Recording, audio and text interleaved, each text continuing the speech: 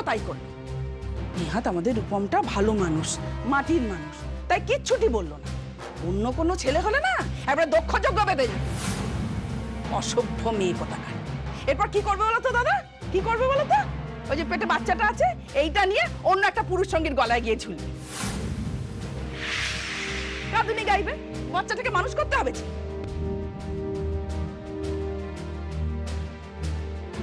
কি করে পারলে তুমি বলো? কে তোমার সন্তানের বাবা? কে তোমার পুরনো প্রেমিক নাকি? তোমার পুরনো প্রেমিক না নতুন কেউ? কে বলো?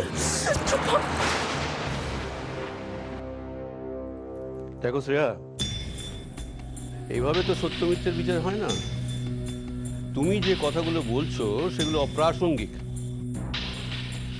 তুমি তোমার ডিসিশন নেওয়ার আগে একবার ভালো করে চিন্তা করে দেখো। আমি আর কি বলবো।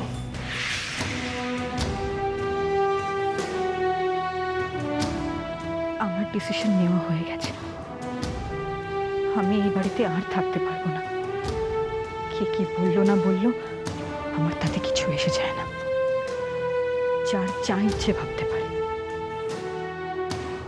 দরকার নেই কারোর বাবার পাশে দাঁড়ানো। কাউকে থাকতে হবে না। এই বাড়িতে আসার আগে আমি কনকাঞ্জলি দিইনি, কিন্তু এবার দেব। সারা জীবন ধরেই দেব। বাবা,